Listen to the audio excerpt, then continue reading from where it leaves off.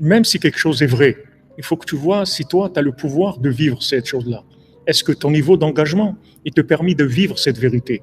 C'est comme quelqu'un qui va dans un magasin et quand il regarde des choses, il y a des choses, des articles qui sont beaux, mais il n'a pas les moyens de payer. Il peut regarder et dire tiens, c'est joli, c'est tout ce que vous voulez, mais il ne va pas acheter parce qu'il n'a pas les moyens. Donc ce qui va finaliser son rapport entre le fait qu'il a vu quelque chose et le fait qu'il va l'acquérir, c'est tout simplement les moyens qu'il a. Il faut que tu vois tes moyens, qu'est-ce qu'ils sont. Et par rapport à ça, tu vas t'engager. Maintenant, ça ne t'empêche pas de continuer à vouloir, à prier pour t'engager dans une vérité plus grande. Mais il faut que tu commences par l'endroit où tu dois commencer. Il faut être cohérent. Maintenant, il y a deux choses. Il y a ce que je suis capable et il y a ce que je veux. Maintenant, vouloir, je peux vouloir tout. Et le vouloir, il est illimité. Mais je peux vouloir des choses et d'un autre côté, me contenter de ce que je peux. Ça ne m'empêche pas de vouloir, mais il faut que je fasse attention à ce que je peux. Parce qu'en fait, le Satan, il va rentrer là-dedans. Dès que le Satan, il te déphase, il te décale, dès que tu n'es plus sur un terrain maîtrisé, alors tu deviens fragilisé. Tu deviens fragilisé et tu es en danger. Maintenant, si tu sais que pour l'instant, tu es un bleu, tu es un touriste dans ce degré de vérité, qu'en fait, tu te promènes, mais tu n'es pas vraiment engagé, alors ça va, cette attitude-là, elle va te protéger, parce que tu ne vas pas jouer le professionnel. Mais si tu veux jouer le professionnel, c'est là où c'est dangereux. Si tu sais maintenant que tu es un invité, que tu es un étranger, pour l'instant, tu fréquentes cette chose-là, mais tu ne te considères pas comme un professionnel. Donc, il n'y a pas de problème. Ça va te détendre. C'est-à-dire que tu vas vivre les choses, mais de façon détendue. C'est-à-dire que tu ne vas pas t'obliger à vivre dans une rigueur extrême. Tu vas vivre la chose cool, parce que tu sais que tu es juste un candidat libre, pour l'instant. Tu fréquentes la chose. Dans tout, et il faut savoir quelle est la distance par rapport à ça.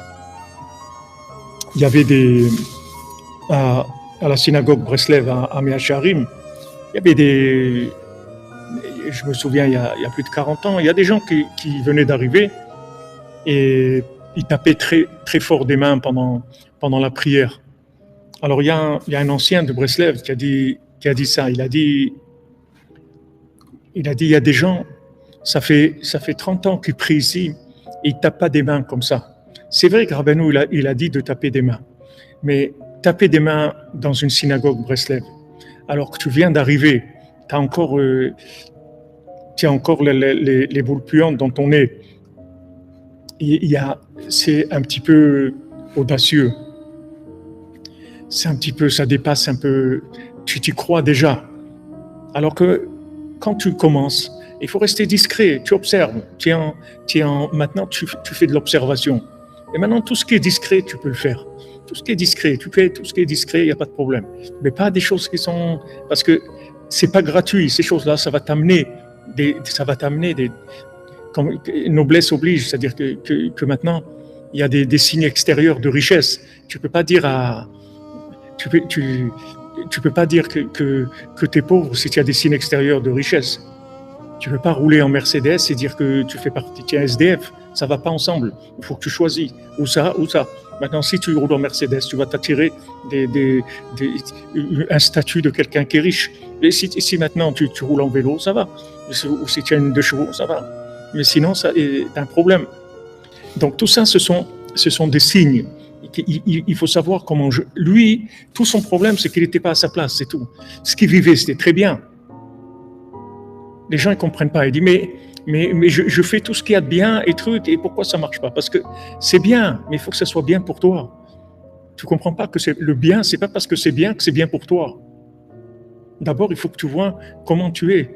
Il y a de la nourriture qui est bien, mais elle n'est pas pour toi parce que tu as des problèmes de santé, tu as trop de sucre ou tu as trop de cholestérol ou des trucs. Tu ne peux pas manger ça. Mais ça ne veut pas dire que ça, c'est pas bon. C'est très bon, c'est très bien, mais ce n'est pas pour toi. Donc, il faut savoir où tu te trouves. Ça, c'est la base. Quand tu sais où tu te trouves, tu es équilibré, personne ne peut te bouger. Quelqu'un qui est au milieu, qui est équilibré, Netzar, Shebe Netzar, personne ne peut le bouger. C'est la victoire éternelle. Tandis que celui qui est à gauche ou à droite, il peut avoir des victoires à des moments, des réussites, mais c'est toujours momentané, parce qu'il va se faire rattraper par l'autre côté.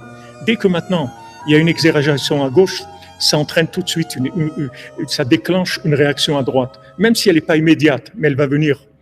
Ou quand il y a une exagération à droite, ça entraîne aussi une réaction à gauche. Même si ce n'est pas immédiat, ça viendra, ça va venir. Vous voyez aujourd'hui en Israël ce qu'on supporte, c'est des années de laxisme comme ça. Des gens qui sont dans le laxisme, la gauche caviar, le laxisme. Les gens qui, des bisounours, vous voyez. Il faut augmenter, il faut donner il faut aider plus les étrangers qui arrivent. Il faut aider plus à intégrer des gens. Ah, maintenant, la plupart des gens qui tuent, qui volent, qui violent ces étrangers, oui, c'est parce qu'on ne les intègre pas assez. Il faut leur donner plus. Il faut faire toutes ces attitudes de bisounours-là. C'est ça qui entraîne la cruauté, la violence, le crime, les horreurs. Ça vient de la réaction. Ne croyez pas que c'est gratuit. Il n'y a pas de gratuit. Même la bonté d'Abraham Avinu, que Olam Chesedi Bané, Hachem, il va construire un monde de Chesed. Hachem, il va construire un monde de bonté totale.